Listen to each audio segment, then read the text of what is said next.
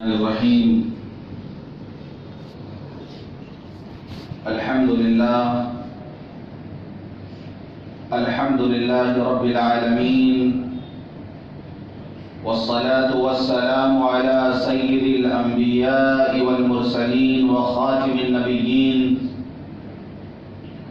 سيدنا محمد وآله وصحبه أجمعين، ومن تبعهم بإحسان ودعا بدعوتهم إلى يوم الدين. أما بعد، قال الله سبحانه وتعالى في القرآن المجيد والفرقان الحميد: أعوذ بالله من الشيطان الرجيم، بسم الله الرحمن الرحيم. يا أيها الذين آمنوا ادخلوا في السلم كافة ولا تتبعوا خطوات الشيطان إنه لكم عدو مبين. صدق الله العظيم. محترم بزرگوں، دوستوں اور دینی بھائیوں، یہ سورہ بقرہ کی ایک مختصر سی آیت ہے، لیکن یہ آیت پوری زندگی کے لیے بلکہ پوری کائنات کے لیے مستقل ایک درس گاہ ہے اور ایک دعوت فکر ہے. اللہ فرماتا ہے: یا ایھا الذین آمنوا ادخلوا فی السلم کافہ. اے ایمان والو، سارے کے سارے اسلام میں داخل ہو جاؤ. وَلَا تَتَّبِعُوا خُطُوَاتِ الشَّيْطَانِ. شیطان کے نقش قدم پر نہ چلو. إِنَّهُ لَكُمْ عَدُوٌّ مُبِينٌ. وہ تمہارا صریح دشمن ہے، کھلا ہوا دشمن ہے. آپ اردو ترجمہ دیکھیں گے تو سلم کا ترجمہ مفسرین نے، مترجمین نے اسلام سے کیا ہے. ادخلوا فی السلم کافہ. سلم کا ترجمہ اسلام سے کیا ہے اور بعض نے مسلمانی سے کیا ہے کہ اے ایمان والو، سارے کے سارے اسلام میں یا مسلمانی میں پورے کے پورے داخل ہو جاؤ.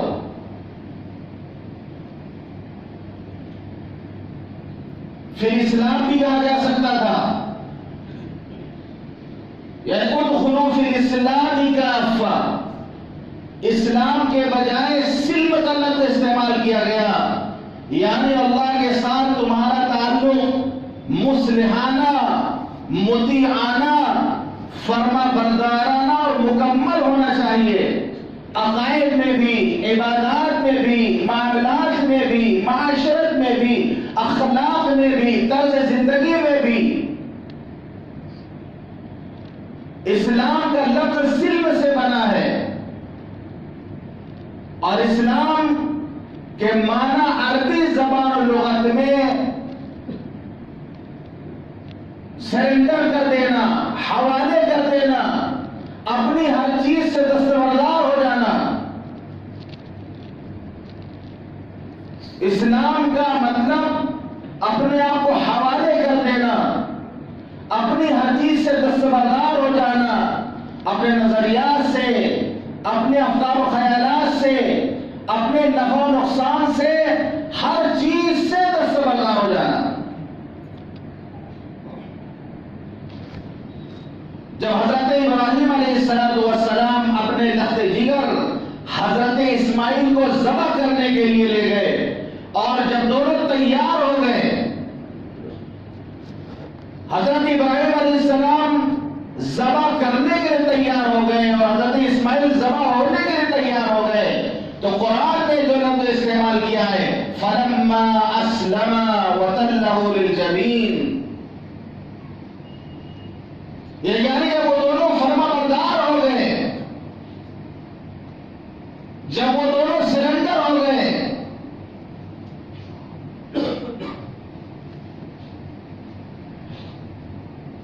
تو یہاں پر جو مطالبہ ہے اس آیت میں 100% مسلمانوں سے 100% اسلام پر عمل کرنے کا مطالبہ ہے.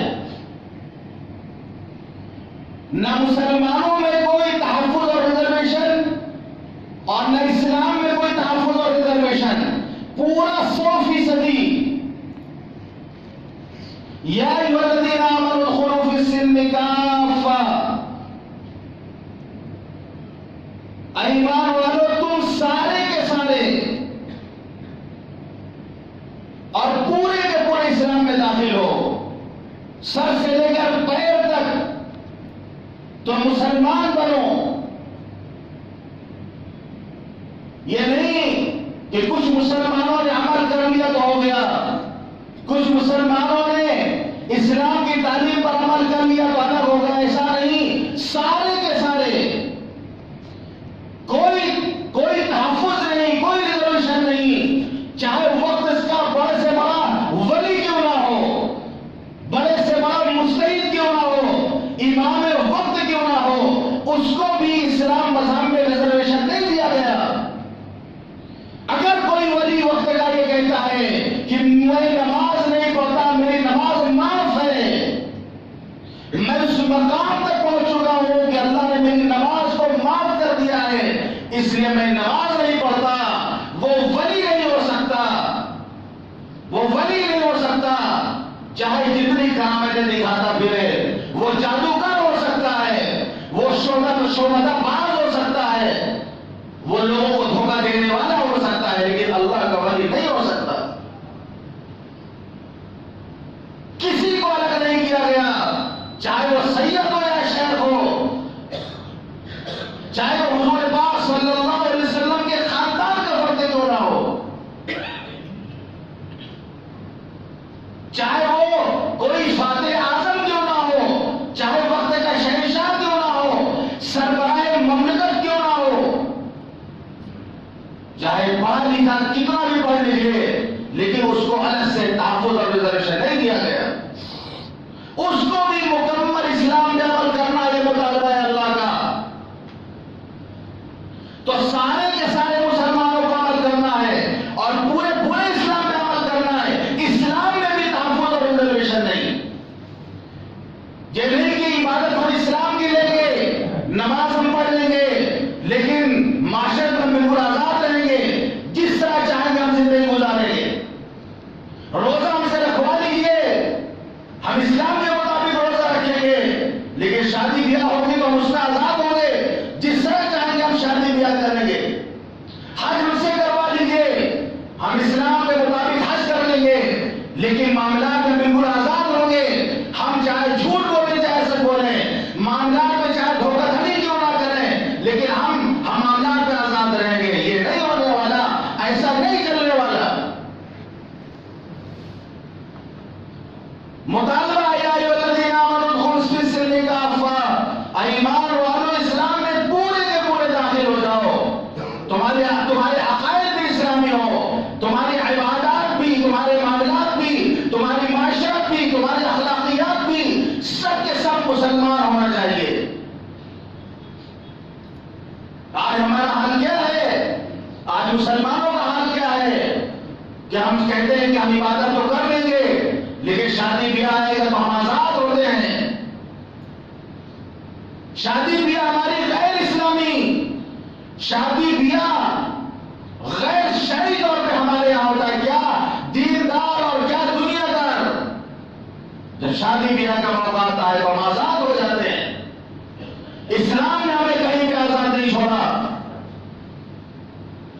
افسوس کی بات ہے سب سے زیادہ مسلمانوں کا جو ہے پیسہ برباد ہو رہا، وہ شادی بیاہ کا جو پروگرام ہوتا ہے، اس کی جو پارٹی ہوتی ہے، اس میں برباد ہوتا ہے.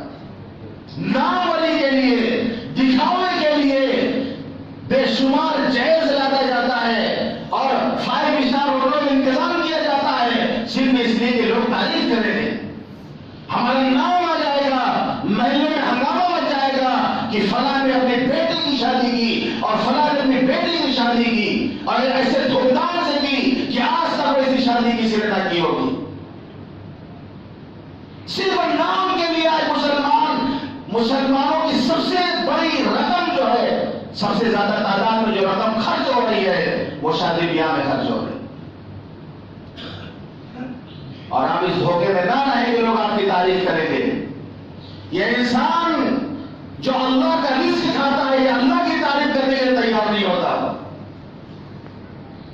جو اس کا سب سے بڑا محسن ہے، یہ اللہ کو یاد کرنے کے لیے تیار نہیں ہوتا، اس کے شکر کے لیے اس کی زبان نہیں کھلتی، آپ کی کیا تعریف کرے گا؟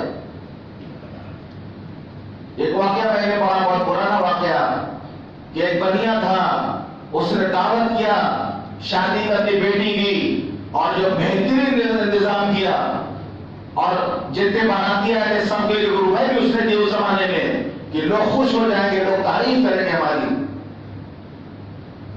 جب رات میں لوگ سونے لگے تو یہ سوچا کہ ٹہل کر جائیں، باراتیوں کے درمیان دیکھیں ہماری بڑی تعریف ہو رہی ہوگی اور بڑا اچھا تبصرہ لوگ کر رہے ہوں گے، جا کے دیکھیں لوگ ہمارے بارے میں کیا بات کر رہے ہیں۔ جب جا کے دیکھا تو لوگ سو رہے ہیں، ایک جگہ کچھ لوگ لیٹ کے بات کر رہے ہیں۔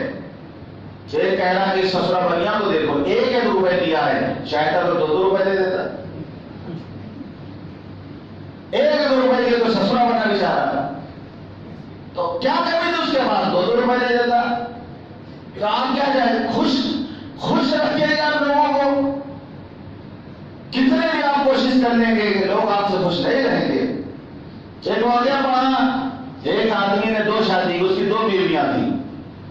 بہت سے لوگ تیار رہتے ہیں کہ 2 شادی کریں گے ہم، کہتے اسلام میں 4 سال تک اجازت ہے، لیکن اتنا آسان نہیں ہے، انصاف کرنا پڑے گا ان کے درمیان۔ اگر انصاف نہیں کرے گا، پتہ چلا جو زیادہ خوبصورت ہے اس کے لیے جان دیے ہوئی ہے، جو کم خوبصورت اسے گھر جا ہی نہیں رہا، دونوں حقوق برابر ہے، ادا نہیں کر رہا۔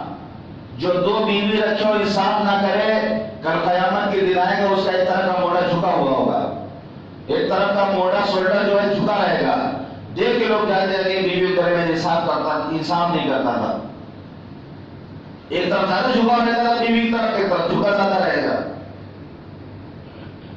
ایک آدمی نے شادی کی 2 بیویاں تھی، پوری زندگی انصاف کیا، اس نے پوری زندگی ان دونوں خوش رکھنے کی کوشش کی۔ اتفاق کی بات کی، دونوں بیویوں کا ایک ہی دن میں انتقال ہوا۔ اس نے سوچا پوری زندگی ہم نے دونوں کے درمیان انصاف کیا ہے، اب دونوں کا انتقال ایک ہی دن ہوا ہے، تو ایک ہی وقت میں دونوں کو غسل بھی دیا جائے، گھر سے دونوں کا جنازہ بھی نکلے، دونوں ایک وقت میں قبر میں اتاری جائیں۔ انتظام کیا گیا، ایک وقت میں دونوں کو نہلایا گیا، کفن دیا گیا، گھر سے باہر نکلنے کا ایک ہی دروازہ تھا، اب ایک کو پہلے نکالیں گے تو دوسرے کو بعد نکالنا پڑے گا، تو ناانصافی ہو سکتی ہے۔ اس نے دیوار تو ہوا کہ ایک نیا دروازہ لگوایا اس نے، تاکہ دونوں کی لاش میت ایک ساتھ نکلے۔ قبر میں دونوں کو دفن کیا ایک وقت میں، جب دفن سے فارغ ہو کے آیا 16 رات میں، تو ایک بیوی خواب میں آ گئی کہ ہم آپ سے ناراض ہیں، ایک بیوی کا منہ پھولا ہوا ہے کہ ہم آپ سے ناراض ہیں، اللہ کے آگے پکڑ ہوگی۔ کیا کیا میں نے پوری زندگی انصاف کیا، سب کچھ تو ساتھ ساتھ کیا، کیا میں نے ایسی زیادتی کر دی؟ کہنے لگے میری سلطان کو آپ نے نئے والے دروازے سے باہر نکالا تھا اور میرا جانا تو پرانے دروازے سے باہر نکالا تھا، اس لیے ہم ناراض ہیں آپ سے، اس لیے ہم ناراض ہیں آپ سے۔ تو آپ خوش رکھنا چاہتے ہیں، آپ سوچتے دنیا کی تعریف کرے گی، یہ خواب و خیالی ہے آپ کی۔ شادی بیاہ میں لوگ قرض لے کے برباد ہو گئے ہیں، قرض پہ قرض، سودی قرض لے کر کے برباد ہو گئے، صرف نام و نہاد کے لیے۔ راتوں کی نیندیں ان کے حرام ہو گئی، دن کا چین ان کا چھن گیا، برسر بے عزتی ان کی ہوتی ہے، رسوائی ان کی ہوتی ہے، صرف نام کے لیے انہوں نے ایسا کیا۔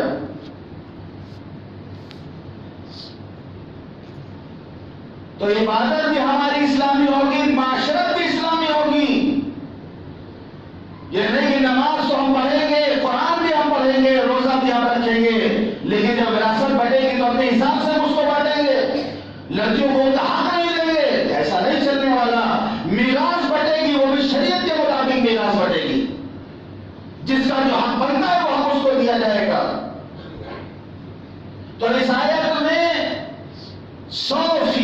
مسلمانوں سے 100% اسلام پر عمل کرنے کا مطالبہ ہے۔ یہ شہادت کہے الفت میں قدم رکھنا ہے۔ لوگ آسان سمجھتے ہیں مسلمان ہونا، اتنا آسان معاملہ نہیں ہے۔ اسلام آسان مذہب ہے۔ الدین یسر، دین آسان ہے، لیکن اتنا بھی آسان نہیں کہ ایک میسج آپ 21 لوگوں کو بھیجے تو آپ کو جنت مل جائے گی، اتنا بھی آسان نہیں ہے۔ واٹس ایپ پہ میسج آیا کرتا ہے، فیس بک پہ میسج آتا ہے کہ 20 لوگوں کو بھیجی جنت مل جائے گی۔ اگر آپ اللہ کے ماننے والے ہیں، اگر آپ نبی سے محبت کرنے والے ہیں، اس پوسٹ کو اپنے رشتے داروں میں شیئر کیجیے اور اس پوسٹ کو 20 آدمی کو بھیجیے، کوئی چمتکار ہو جائے گا، کوئی کرشمہ آپ کی زندگی میں ہو جائے گا۔ اگر آپ نے اگنور کر دیا، اگر آپ نے اس کو سینڈ نہیں کیا تو کوئی مصیبت میں آ گرفتار ہو جائیں گے۔ اور بے سبب کی باتیں، بے بنیاد باتیں اس طریقے سے معاشرے میں پھیلتی ہیں، ڈر کے مارے ہمیں سیٹ کرنا بھی 20 لوگوں کو، اس کو جو بیچارے اینڈرائڈ موبائل نہیں چلاتے وہ سب ثواب سے محروم ہے۔ اس کا مطلب جن کے پاس کی پیڈ موبائل ہے، اینڈرائڈ موبائل نہیں چلاتے، وہ تو اس میں نہیں کر سکتے 20 لوگوں کو۔ تو یہ ساری بشارتیں جو مل رہی ہیں آج واٹس ایپ پر اور فیس بک پر، وہ اینڈرائڈ موبائل والی ساری خوشخبری لے کے چلے جا رہے ہیں۔ تو اسلام مذہب آسان ہے، بے شک آسان ہے، لیکن اتنا بھی آسان نہیں ہے کہ 20 لوگوں کو میسج بھیج دینے سے جنت مل جائے گی۔ الا ان صلۃ اللہ غالیہ، لوگ کان کھول کر سن لو، اللہ کا سودا مہنگا ہے۔ الا ان صلۃ اللہ الجنہ، اللہ کا سودا جنت ہے۔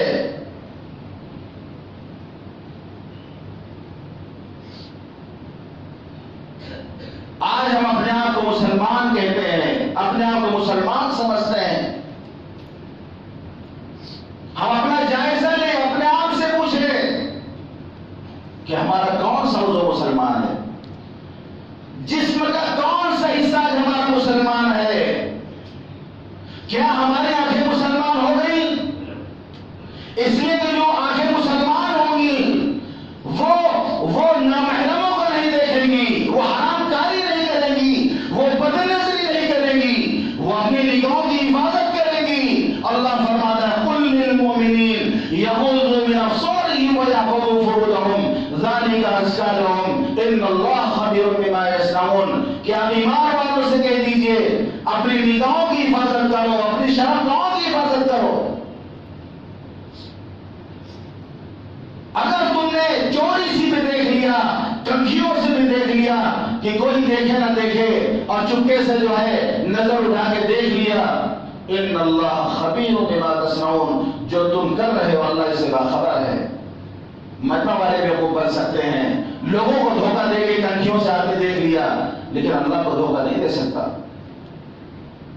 یہ حکم ایسا تھا کہ عورتوں کو الگ سے کہا گیا قل للمؤمنات یغضضن من ابصارهن، اے نبی مومن عورتوں سے کہیں کہ اپنی نگاہوں کی حفاظت کریں، اپنی شرمگاہوں کی حفاظت کریں۔ جو آنکھیں مسلمان بن گئیں وہ آنکھیں محفوظ ہوتی ہیں، وہ آنکھیں بد نظری نہیں کیا کرتی، وہ آنکھیں دوسروں کی بہن بیٹیوں کو نہیں تباہ کرتی۔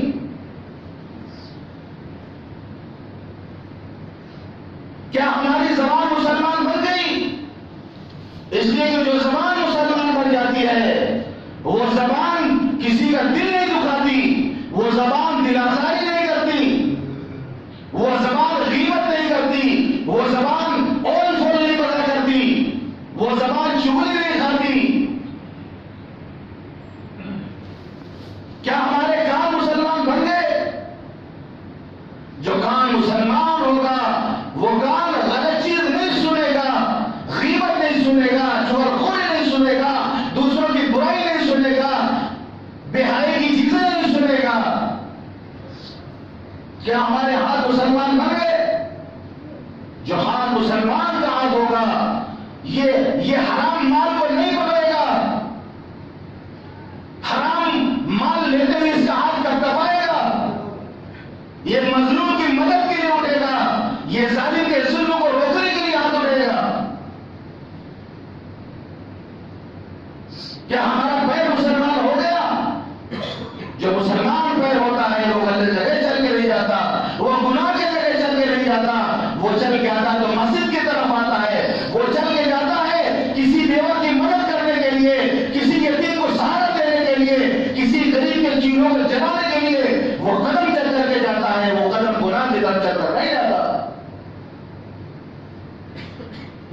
اپنے آپ سے ہمارا کون سا ہمارا جسم کا کون سا وہ مسلمان بن چکا ہے؟ ورنہ پھر اقبال نے کہا ہے کہ زبان نے کہہ بھی دیا لا الہ تو کیا حاصل، زبان نے کہہ بھی دیا لا الہ تو کیا حاصل، دل و نگاہ مسلمان نہیں تو کچھ بھی نہیں، تو عرب ہو یا عجم ہو تیرا لا الہ الا اللہ لغت غریب جب تک تیرا دل نہ دے گواہی، جب تک تمہارا دل نہ گواہی دے تمہارا لا الہ الا اللہ کہنا یہ لغت غریب کے مانند ہے۔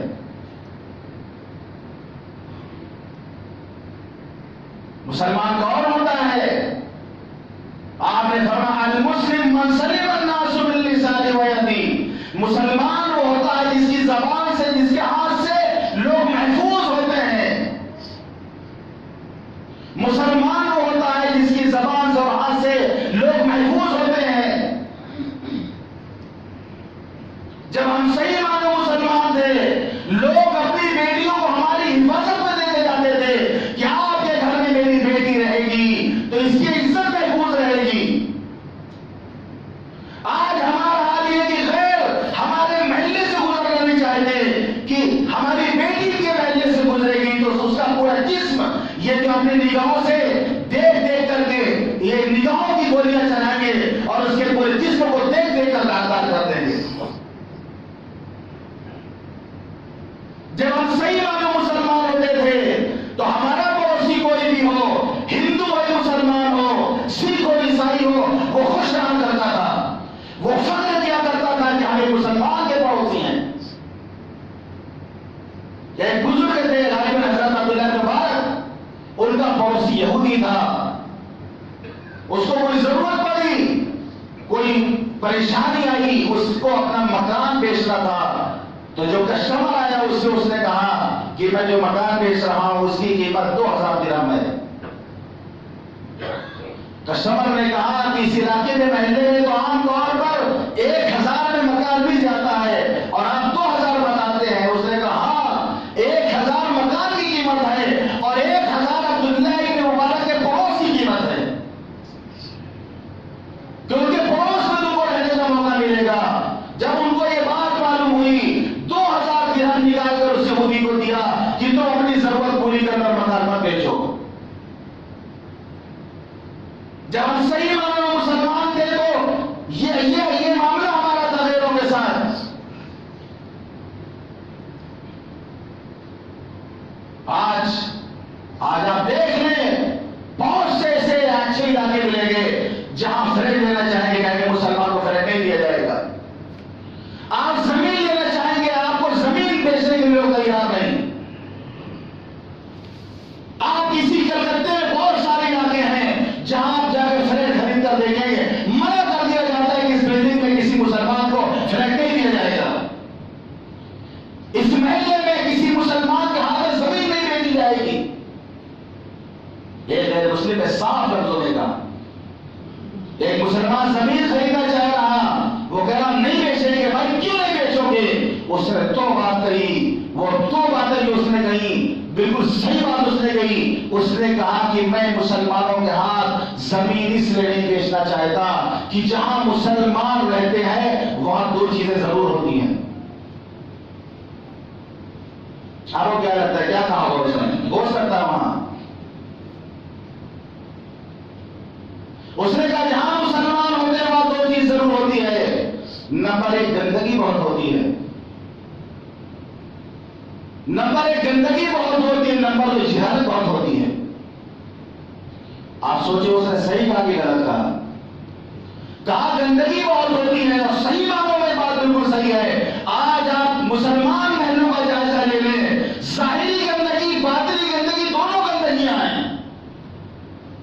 جو مذہب یہ سکھاتا ہو الطہور اور نصف الایمان، پاکی اور ایمان بتاتا ہو، اس مذہب کے ماننے والے خود بھی گندے رہتے ہو، گھر کو گندا رکھتے ہو، محلوں کو گندا رکھتے ہو، جہاں چاہیں کوڑا اٹھا کے پھینکتے ہیں، جہاں چاہے گندگی پھیلاتے ہیں، جہاں چاہے سڑکوں پر کیلا کھاتے بھی جا رہے، چھلکا پھینک کے چلے جا رہے۔ جس مذہب نے کہا ہو اماطۃ الاذى من طریق صدقہ کہ راستے سے تکلیف دہ چیز کو ہٹا دو، یہ صدقہ ہے، اس پر تمہیں ثواب ملے گا۔ جس مذہب نے تعلیم دیا ہو اس مذہب کے ماننے والے کیلے کے چھلکے راستے میں پھینک دیں. ظاہری گندگی، باطنی گندگی کا عالم یہ ہے صاحب کہ گالیاں ہیں زبانوں پر، بچے گالیاں پڑھ رہے ہیں مسلمان محلوں میں، ماں باپ نے کوئی تمیز ان کو نہیں سکھائی، برسر عام گالیاں پڑھتے ہیں وہ، برسر عام دوسروں کو برا بھلا کہتے ہیں وہ، اور کہنے لگے جہالت ہوتی ہے. آج ہم دیکھیں، آپ اپنے محلے میں دیکھیں، اس محلے کے کتنے بچے، کتنے فیصد بچے جو ہے تعلیم حاصل کر رہے ہیں. بچوں کے کھیت ہے، بچوں کے بھیڑ ہے جو سڑکوں پر سارا دن ماری کرتی ہے. اس لیے آپ کو زمین نہیں دی جاتی، آپ کو رہنے میں مکان نہیں دیا جاتا. ورنہ قسم خدا کی، جب ہم صحیح معنوں مسلمان تھے، لوگ فخر کیا کرتے تھے، اسلام مذہب پر فخر کرتے تھے، مسلمانوں پر فخر کیا کرتے تھے. مسلمان جہاں جاتا تھا اس کو عزت دی جاتی تھی، مسلمان جہاں جاتا تھا اس کا اکرام کیا جاتا تھا.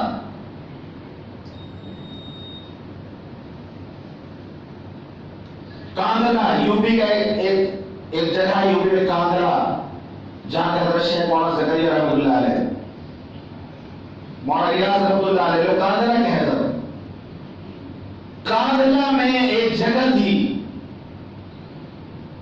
ایک زمین کا حصہ تھا. ہندو بھائی کہہ رہے تھے یہ ہم لوگ کی زمین ہے، ہم یہاں مندر بنائیں گے، اور مسلمان کہہ رہے تھے یہ ہم لوگوں کی زمین ہے، یہاں مسجد بنائیں گے. مقدمہ انگریز حکومت تک پہنچا. انگریز نے کہا کہ بھائی تم لوگ آپس میں طے کر لو، کچھ کسی کو بڑا مان لو، کسی کو بڑا بنا لو، وہ جو فیصلہ کر لو اس کو مان لو. ہندو بھائیوں نے کہا کہ ٹھیک ہے مانتے ہیں. مفتی الہی بخش کا دہلوی رحمۃ اللہ علیہ، ہندو بھائیوں نے کہا کہ مفتی الہی بخش صاحب کو ہم اپنا بڑا مانتے ہیں، یہ جو فیصلہ کر رہے ہیں ہم لوگ مان لیں گے. مسلمان خوش ہو گئے. کیا تو مفتی صاحب مسجد ہی کے لیے کہیں گے کہ بھائی یہاں مسجد بنا دیا جائے کیونکہ مسلمان ہیں وہ؟ اب مفتی الہی بخش صاحب کو لے کر گئے وہ لوگ عدالت میں. انگریز نے پوچھا یہ بتائیے آپ کیا فیصلہ کرتے ہیں؟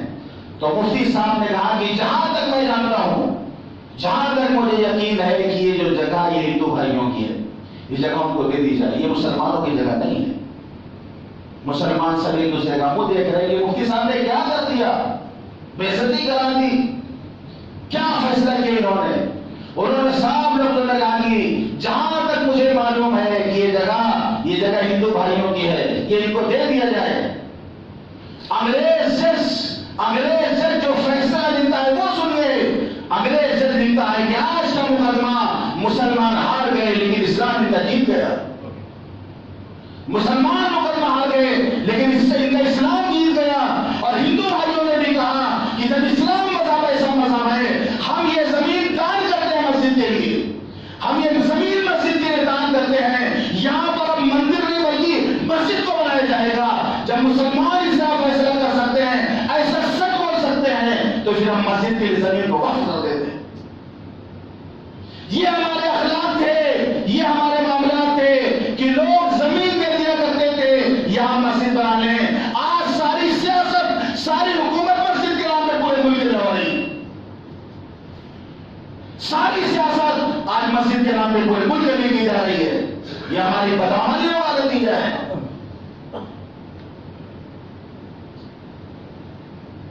تو جب ہم مسلمان صحیح معنوں میں تھے تو ہماری یہ حالت تھی کہ جہاں جاتے تھے مسلمان کے اخلاق کو دیکھ کر، ان کے معاملات کو دیکھ کر لوگ کلمہ پڑھ لیا کرتے تھے.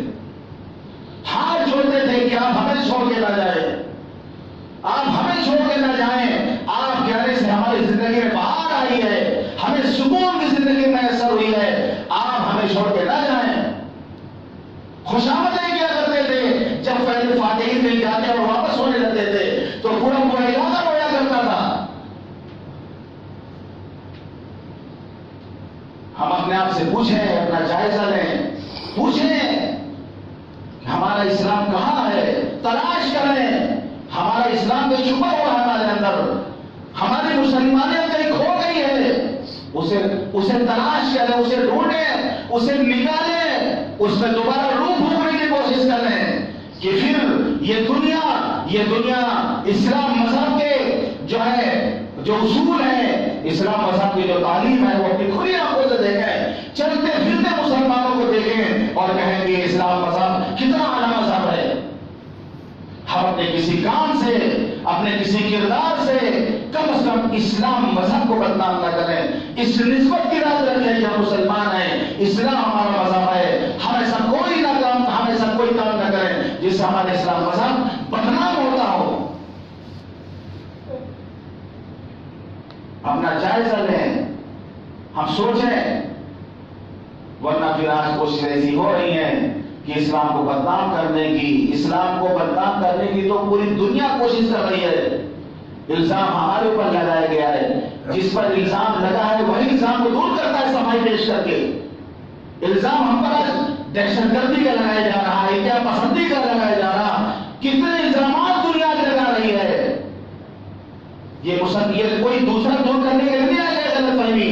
آپ ایسے کام کریں کہ لوگ دیکھ کے کہیں نہیں مسلمان دہشت گرد نہیں ہو سکتا ہے، مسلمان انتہا پسند نہیں ہو سکتا ہے، مسلمان تو اپنے اسلام کا خیر خواہ، دین کا خیر خواہ، سماج کا خیر خواہ، ملک کا خیر خواہ، تمام لوگوں کا خیر خواہ ہوتا ہے۔ اور اسلام کی ایسی تعلیمات ہیں کہ اگر مسلمان تعلیمات پر عمل کر لیں، آج بھی ان کی زندگی میں سکون آ جائے، اطمینان آ جائے، اور لوگ ان کے پاس، ان کے پڑوس میں رہنے کے لیے جس طریقے سے آج بیچنے کے لیے تیار نہیں ہے، وہ خوشامد کر کے بلا کے لے جائیں گے کہ آپ ہمارے محلے میں آ کر رہیں۔ تو ہم اس کا جائزہ لیں، اللہ تعالی ہم سب کو کہنے اور سننے عمل کرنے کو ہی لگا